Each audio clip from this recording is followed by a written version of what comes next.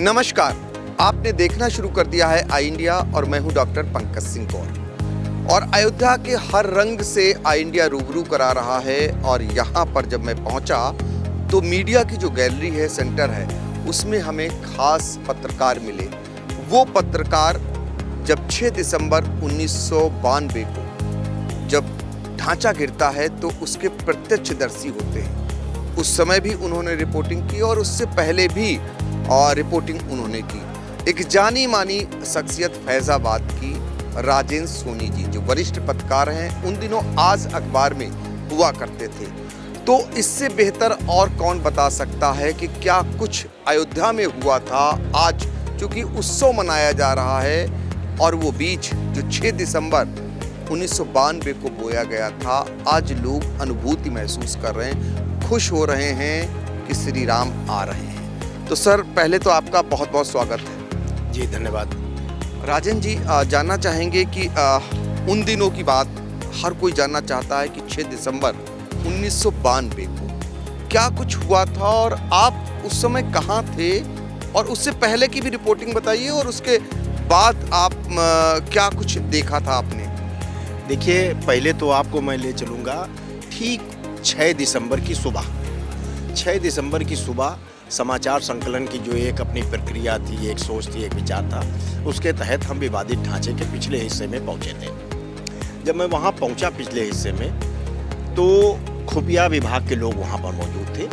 उन्होंने कहा, आपने तो अपने अखबार में छाप दिया है कि विवादित ढांचे का राम ही मालिक, तो यहाँ तो कुछ नहीं हो रहा है, कैसे ये सब आपने लिख दिया है। तो मैंने उनको कहा, जरा घूम करके देखिए ये टोली कहाँ जा रही है। उन्होंने देखा तो वो टोली गैती बलछा सब लिए हुए, लोहे के हथियार तोड़ने वाले, गिराने वाले, पूरी टोली थी। जो जैसे चींटियां नहीं चलती हैं, अपना साजो सामान लेकर के एक लाइन बनाई हुई, उसी तरह से युवक बड़ी संख्या में एक लाइन बनाए हुए उन सामानों के साथ ढांचे की ओर आगे जा रहे थे। कुछ ऊपर चढ़ चुके थे। अब उन्होंने, जब गुप्तचर ने, विभाग के अधिकारियों ने सुना, तो अब तो तब वो तो था नहीं कि मोबाइल रहे और सूचना दे, भाग कर अपने ऑफिस गए कि वहाँ से सूचना पहुँचाएं केंद्र सरकार को कि ये इस तरीके का होने जा रहा है। तब तक हम देख रहे हैं कि देखते देखते ऐसे लगा जैसे पूरा तीनों गुंबद पर जिस तरीके से कार सेवक कहें या युवकों को कहें या उनकी जो जिस तरह महत्वाकांक्षा थी या उनके अंदर जो गुस्सा था कि ये जो है कलंकित ढांचा है, उसको जैसे लगा कि थोड़ी ही देर में जैसे मधुमक्खियों को आप देखते हैं जैसे छत्ते में लिपटे रहते, इसी तरह से तीनों गुंबद पर सब छा गए। गुंबद ही नहीं दिख रहा, खाली युवक दिख रहे हैं, ढका हुआ है वो। और फिर एक के बाद एक प्रहार शुरू हुआ। करीब 12 बजे के आसपास वो प्रहार होना शुरू हुआ और शाम 5 बजे तक 5 घंटे के, उसको कहा जाता है, तमाम लोगों ने अपने भाषा में कहा कि राम को समर्पित 5 घंटे। और 5 बजे तक तीनों गुंबद धराशायी हो गया। और उसके बाद में तमाम जो कार सेवक थे, तमाम ने उसके जो है ईंटें उठाए, किसी ने वहाँ से मिट्टी उठाई और पूरे देश की ओर अपने अपने जहाँ से आए थे वहाँ के लिए गंतव्य की ओर चले गए। अब इस दृष्टांत के अलावा एक आपको हम दृष्टांत और बताएंगे, जो रितंबरा जी थी। आप साध्वी रितंबरा जी से परिचित होंगे। साध्वी रितंबरा जी से हम गए थे एकांतवास में मिलने, एकांतवास में थी और उसको तोड़कर मुझसे मिली कि भाई राजेंद्र सोनी आए हैं हरिद्वार में। तो उन्होंने हमसे ये कहा कि सोनी जी, आपने अखबार में लिखा था विवादित ढांचे का राम ही मालिक है, और मैं, हमारे गुरु परमानंद जी और हम सरजू जल और बालू लेकर के प्रतीकात्मक कार सेवा के लिए निकले, क्योंकि जो विश्व हिंदू परिषद का आवाहन था वो वहाँ पर सांकेतिक कार सेवा थी, सरजू जल और बालू से। तो वो सरजू जल लिया, पोटली में बालू लिया और वो लोग निकले वहाँ से। कहा, कार में मैं थी, तब तक अखबार बिक रहा था, तो मैंने एक अखबार ले लिया आपका, और मैंने देखा कि उसमें लिखा, और आपने कार सेवकों की अभिव्यक्ति लिखी थी कि वो क्या सोच रहे हैं और क्या करेंगे। तो मैंने अपने गुरुजी से कहा कि गुरुजी, जब कार सेवकों की ये इच्छा है तो आप लोग क्यों ढांचा रखना चाहते हैं? अगर ये गिराना चाहते हैं गिराएं, हटाना चाहते हैं हटाएं। तो उनके गुरुजी ने कहा, नहीं, ऐसे नहीं, सिस्टम है, नियम है, कानून है, हमारा आंदोलन है, हिंसा नहीं होनी चाहिए, ऐसा कोई हम लोगों की तरफ से ना आवाहन होना चाहिए, ना काम होना चाहिए। पर उन्होंने कहा बात होते होते हम लोग पहुंच गए जन्मभूमि। अब हम जब उन्होंने बताया मैं मंच पर गई तो मैंने देखा युवकों में इस तरह का आक्रोश है कि वो रुकना नहीं चाहते। उन्हें समझाया जा रहा है, कहा जा रहा है, रोका जा रहा है, लेकिन रुक नहीं रहे हैं वो लोग। और वो लोग गुस्से में मंच की ओर आ रहे हैं, चाहे बात करने को आ रहे हो या जो भी आ रहे हो, आ रहे हैं मंच की ओर कि हम जो है बात करें कि आप लोग ऐसा मना क्यों कर रहे हैं। तो कहा जब हमने देखा भीड़ आ रही है तो हमने नारा लगाना शुरू किया, एक धक्का और दो, बाबरी मस्जिद तोड़ दो। जब हमारा नारा लगा तो युवक सारे चले गए और उसके बाद ये आया। अच्छा, अब आपके दिमाग में आ रहा होगा कि जो सुरक्षा बल थे, केंद्रीय सुरक्षा बल थी, बड़ी मात्रा में पीएसी थे, सिविल पुलिस थी, ये क्या कर रही थी? तो इनको किसी प्रकार का आदेश नहीं मिल रहा था। जैसे जैसे वहाँ पर ढांचा गिराने वालों की भीड़ हो रही थी, उनकी क्रिया हो रही थी और वो संघर्ष कर रहे थे, उसी तरह से धीरे धीरे करके फोर्स पीछे हटती गई। और हम जो है जाकर खड़े हुए थे सीआरपीएफ की महिला बटालियन के पास। तो उस बटालियन की जो कमांडर थी वो कह रही थी क्या करें जब कोई आदेश ही नहीं मिल रहा है, अभी तो रोकने को तो रोक लूंगी, लेकिन कोई आदेश तो मिले। जब आदेश नहीं मिल रहा तो मैं क्या करूंगी? तो ये वातावरण था। और ये भी एक विचारणीय है कि कल्याण सिंह थे उत्तर प्रदेश में, केंद्र में उस समय नरसिंह राव जी प्रधानमंत्री थे। अगर किसी प्रकार का उसे रोकने का आदेश नहीं हुआ और हस्तक्षेप नहीं हुआ तो ये विचार आना चाहिए कि आखिरकार इसको समझा जाना चाहिए। बस अब जो दिखाई दे रहा है अयोध्या में, और काशी का विकास हुआ, बहुत तेजी से अयोध्या का विकास, एक ऐसा विकास जो विश्व पटल पर आने वाले दिनों में छाएगा। इस बीच आवाज़ें आने लगी कि 2024 लोकसभा चुनाव है और आप देख रहे होंगे पूरा, किधर से भी आइए, पूरा मोदीमय हो चुका है माहौल। क्या लगता है कि अयोध्या में मोदी जी चुनाव लड़ सकते हैं? देखिए, ये तो अब अपना निर्णय है भारतीय जनता पार्टी का और स्वयं नरेंद्र मोदी जी का या उनके समर्थकों का। लेकिन जो अयोध्या कहती है या जो हम कहते हैं वो हम आपसे शेयर कर सकते हैं। अयोध्या का जिस तरह से विकास हुआ है उसको अगर दो शब्द में बोला जाए तो वो ये है कि अगर परम काहिल कोई होगा तभी अयोध्या में अब भूखा मरेगा। अगर जरा सा हाथ हिलाएगा तो उसके रोजगार के इतने अवसर यहाँ पैदा हो चुके हैं कि उसको पैसे की और किसी भी प्रकार की दरिद्रता का सामना नहीं करना पड़ेगा। और जो ये परिवर्तन आया है वो अयोध्या से काफ़ी दूरी तक और आसपास के जिले भी इससे जो है विकास की ओर आगे बढ़ रहे हैं। तो जो अयोध्या में चेंज आया है वो समझ लीजिए आश्चर्यचकित करने वाला है। जब आदमी घर से निकलता है तो कहता है यार ये क्या हो गया, कितना परिवर्तन आ गया।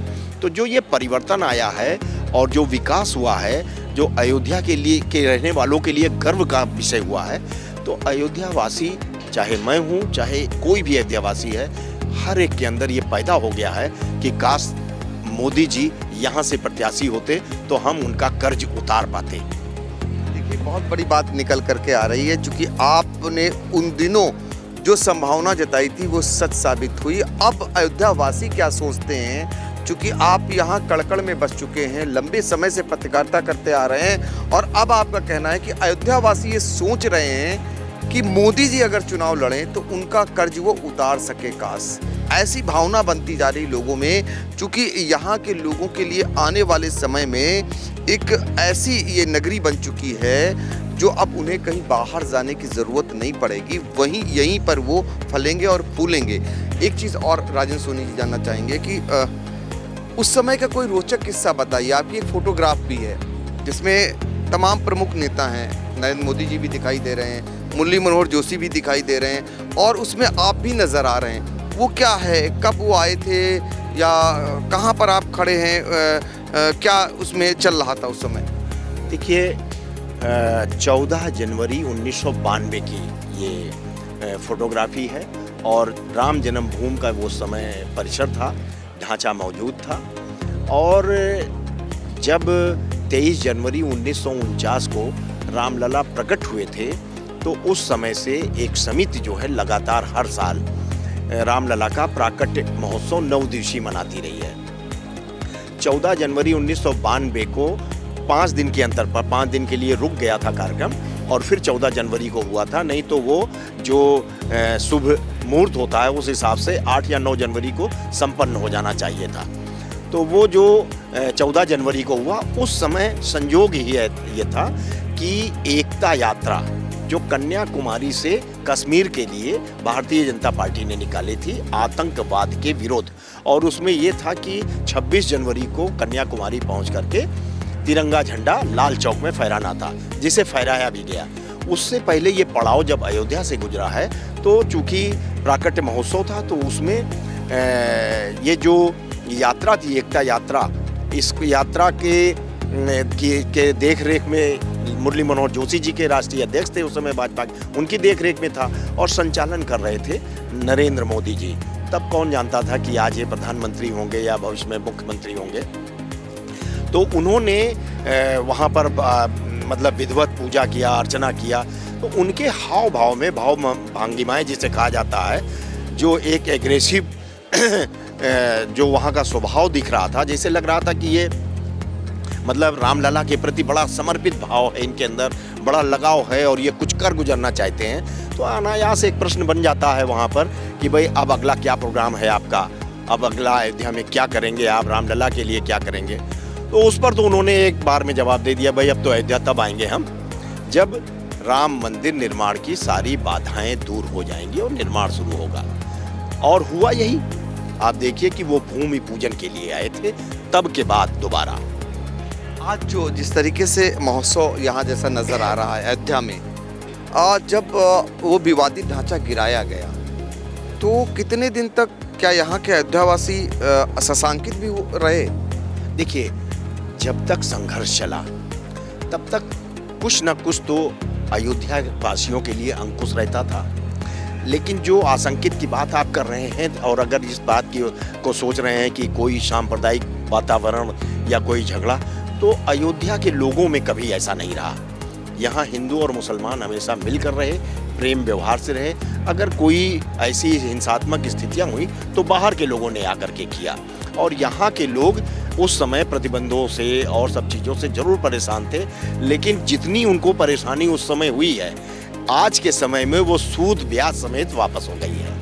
बिल्कुल, देखिए जो परेशानी हुई सूद ब्याज समेत उसको वापस हो गई, यानी ये कहना है राजेंद्र सोनी जी का। आखिरी सवाल मेरा, आज मेरा कई साधु संतों से मेरी बातचीत हुई, उनका ये कहना है कि भविष्य में अब देश की राजधानी दिल्ली नहीं अयोध्या होगी। क्या लगता है आपको? देखिए, अब हमारी अंदर की जो मेरी एक भावना है, आपने उसको उभार दिया, इसमें हमने तर्क भी दिया है। देश की राजधानी तो दिल्ली है, संभवतः अयोध्या ना हो पाए, लेकिन उत्तर प्रदेश की राजधानी अयोध्या होने का रास्ता बन सकता है। अब इसमें एक दृष्टांत आपको बताएंगे। अभी पिछले दिनों मुख्यमंत्री योगी आदित्यनाथ ने अपने कैबिनेट की बैठक अयोध्या में की है। तो जब उन्होंने किया इस बैठक को, तो मेरे दिमाग में ये बात आई कि अंग्रेज जब शासन कर रहे थे भारत में, तो हर प्रदेश में जो गर्म प्रदेश स्थान होते थे, वहाँ बाकी दिन तो वहाँ पर अपना ऑफिस रखते थे, लेकिन ठंड के दिनों में राजधानी मसूरी कर देते थे। उत्तर प्रदेश की राजधानी मसूरी हो जाया करती थी, तब जुड़ा हुआ था। तो इस तरह से अगर हो सकता है योगी जी के भी मन में हो, और हमारे भी दिमाग में भी आया कि हो सकता है कि राजधानी लखनऊ रहे, लेकिन धार्मिक परिवेश की नगरी अयोध्या को भी किसी न किसी रूप में राजधानी के रूप में, और प्रदेश के कैबिनेट के काम को निपटाने के लिए या अन्य चीज़ों के लिए अयोध्या को उसको गठित कर दें। ये बहुत बड़ी बात निकल करके आई है, वैसे ही जैसे आपने तब संभावना जताई थी कि विवादित जमीन का भगवान ही मालिक है, ऐसे ही एक आपने आज से ही एक संभावना जता दी है कि उत्तर प्रदेश की राजधानी अयोध्या हो सकती है, देश की भले न हो, क्योंकि कैबिनेट की बैठक मुख्यमंत्री योगी आदित्यनाथ इसी धरती पर कर चुके हैं, और ऐसे ही कयासों से आगे का भविष्य निकलता है। और उसी भविष्य की संभावना, चूँकि अनुभवशाली हैं, लंबे समय से पत्रकारिता के क्षेत्र में हैं, उस समय के भी प्रत्यक्षदर्शी हैं जब वो विवादित ढांचा गिराया गया था। तो आपने हम आई इंडिया से बातचीत की, आपका पुनः एक बार बहुत बहुत धन्यवाद। अयोध्या से आई इंडिया के लिए अपने सहयोगी के साथ डॉक्टर पंकज सिंह गौर।